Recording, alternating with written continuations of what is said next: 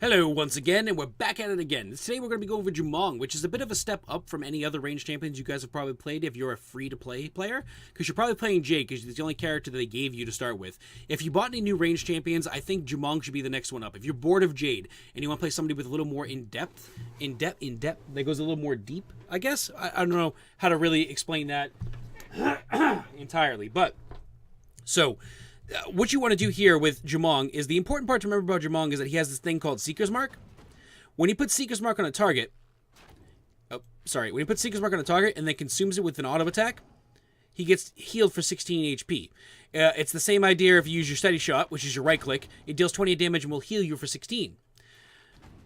Also your space bar, which makes you move in a direction and then shoot wherever your cursor is. So you can use this to reposition yourself or dodge attacks and also deal damage. The other thing to remember about his auto attacks is that you always get a weapon charge whenever you land an auto attack. And these are important for what I just showed you right there, actually. Because you can recast your steady shot if you have three of them. You can recast your rain of arrows, which is your Q, if you have 3 of them. And you can recast your spacebar if you have 3 of them. And I'll show you why in just a second. So his auto attacks, as you've been watching, I'm sure you've noticed, do 16 damage normally, right? Do 16 damage normally. His steady shot will do 28. He has 2 EX abilities. One of them is on his regular left click, and then one of them's on his right click. Seeker's Arrow, which is on his right click, when you use it, it'll hit one target for 12 damage 3 times. If this arrow happens to... Notice how it bobs and weaves through one target here. If that bob or weave hits another target, it'll continuously go through the rest of the targets until it hits 3 times. Another one that also hits 3 times is his guided arrow. This is on his regular left click with it takes 1 bar of energy to use. Use this, it'll travel to 3 targets, dealing 6 damage to each of them and putting a Seeker's Mark on them. Remember, when you consume a Seeker's Mark with either your auto, your steady shot, your black arrow, or your your hunting arrow, your steady shot, or your black arrow, you'll get 16 HP back. You'll get 16 HP back as reward for hitting that target because it got marked.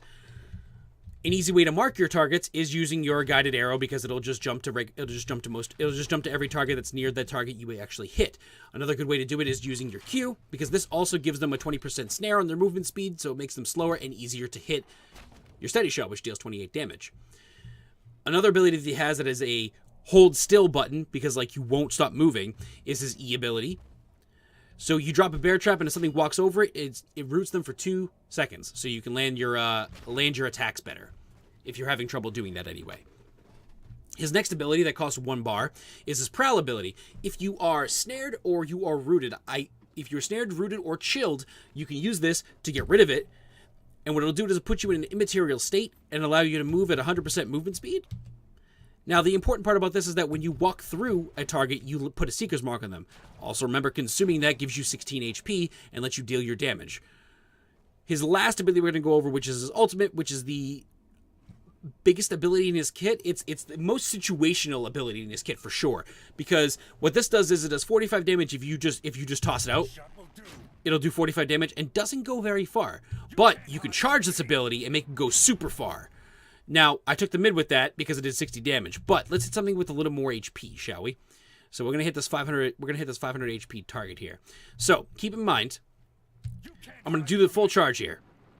Notice that the arrow makes the target travel, right? Now, if the other dummy wasn't there, he would have went into this wall. Now, notice how they both got stunned when this dummy hit this dummy, and the secondary dummy that got hit by the first dummy getting shot. First dummy got hit with 60 damage. When he slammed into the other dummy, he stunned them both for 1.2 seconds, and he dealt 30 damage to the other dummy. You can use this ability. You can use his ultimate. I'm going to hit him twice real quick. You can use this ability to knock people into walls and stun them. So if your teammate is getting attacked by this dummy and you're like, oh no, I'm far away but I can totally save him, there you go, 60 damage and they get stunned. Let your teammate get away and it lets you reposition yourself so you can get next to your teammate and start doing teammate stuff, which is very important. Now for builds on this guy, the one ability that you need absolutely need to take is his death mark. And the reason why, and we can read it here, consuming a Seeker's Mark, so consuming a mark, I'm going to refer to them as marks from now on because it's just easier. Consuming a mark will let you deal an extra bonus 4 damage. Now, obviously, damage is everything in this game. Now your autos do 20 damage. On a marked target, your autos will do 20 damage instead of just doing 16, and you'll still get healed for the 16 additional health. Very cool, right? So this is going to be in all my builds today. A build that I use, basically, the build that I would say to use, you need to use this build if you're looking to do damage. If you're looking to do damage, then what you're going to want to do is run Power Shot.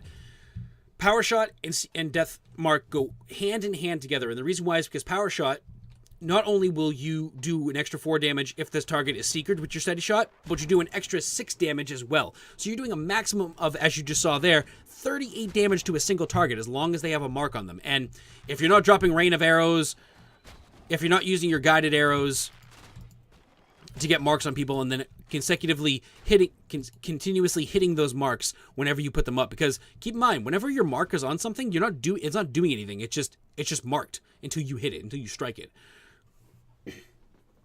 Another good way to get marks on people so you can take advantage of that damage is to use this bear trap buff. There is a couple other ones that I would use, but for right now we're going to stick with this one here. You can go over the other ones or use the other ones if you'd like. This is the one that I use. I use bear trap here. It'll root them and it'll put a seeker's mark on them. It'll put the seeker's mark on them for 3 seconds, but it'll root them for 2 seconds, just like normal. I believe one of them here increases the... No, they used to have that bear trap and they got rid of it. Yeah. Okay, I see. That's what I was thinking of here. Because this bear trap here, when you put it down, if you hit them while they're in the trap, you deal an extra 4 damage. So it's a good way to maximize your auto attacks, for sure, 100%. But I take this one here because I like to couple it with my either rejuvenating shot, which what this does is if you have a seeker's shot on something and you hit them with your steady shot, you deal your 38 damage because of power shot and the mark on them, but you'll also get an extra 16 health back. So you're getting 32 health for landing that steady shot on a marked target. Crazy. Now you either do that or you take perfect shot and power shot. And what this does is when you land your power shot, it'll stun them and knock them back just a little bit to obviously to disposition them so they can't be where they want it to be. So normally I'll take these two here and the bear trap. And then what I obviously will go with is Crippling Hail, and the reason why is because what this does is it increases the snare from 20 to 35%, which makes them really slow.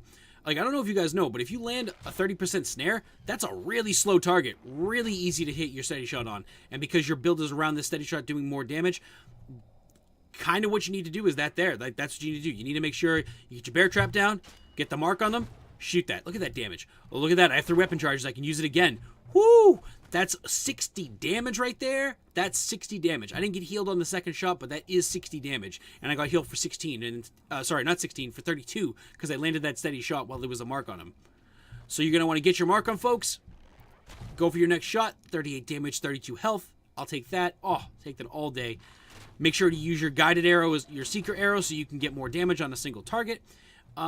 Seeker arrow and guided arrow don't get any extra benefits for hitting the targets. You'll do more damage because of the mark, because of the death mark, but by themselves without the Battlerites, these guys don't do anything extra with the mark on. Like if you put a mark on something and then if you put a mark on something and go for your seeker arrow, it won't do any extra damage, unfortunately. But that's okay.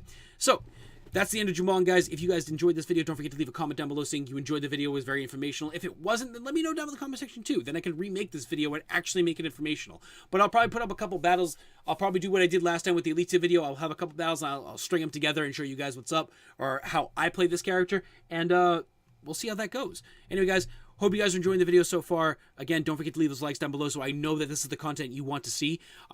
Judging by the views that you guys want to watch the Battlerite stuff, but again, leaving likes will let me know for sure that this is the stuff you want to see. Then I can stop putting up Let's Plays of like Chronicles of Teddy if you guys aren't enjoying that. Anyway, guys, have a great day and I will see you guys in the next video. Bye-bye.